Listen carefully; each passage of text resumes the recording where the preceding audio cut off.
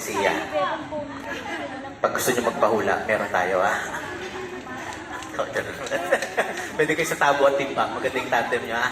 Okay, Athena, I have your colored streamers. And I want you to check it. And I want you now to look at the camera, Mr. Photographer. I want you to just blow it. Ipan mo. And we have here, nagulat. Daddy, dapat matutuwa siya. May phobia pala siya sa ibon. Medyo mahinang negosyo. Dapat matutuwa, nagulat. Okay? Do not fly. Mahirap kahulihin dito. I have here a big tube. Athena, do you see my eye? You're going to do a magic act. I want you to put this inside the tube. You hold it and put it inside the tube. Let it go. And we just turn. Nakita niyo po? Mas nagulat pa po kayo.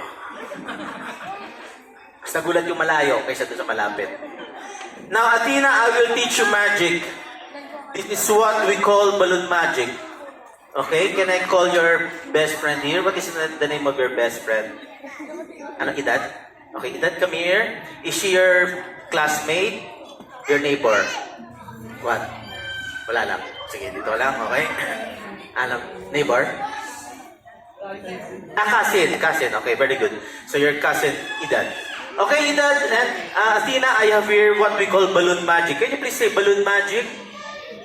The first step in doing balloon magic is to pull the balloon like this. But Edad and Athena, you must be careful because this balloon may hurt you. Ay, Daddy, napansin nyo? Mas nagustuhan nila to. Yung gaganyan lang. Aray. Okay? Now, what do you call this, Edad? What do you call this? Anong tawag dito? Ha? Very good. Balloon pump. Air pumper. Very good. I'll put air inside the balloon and we're going to do balloon magic.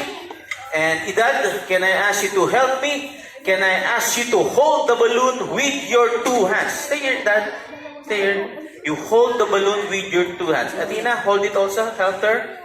Hold it with your two hands firmly. Just hold it and we're going to do balloon magic.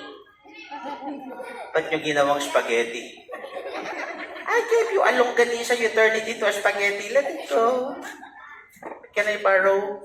Now, I'm going to give you a magic wand, Edad.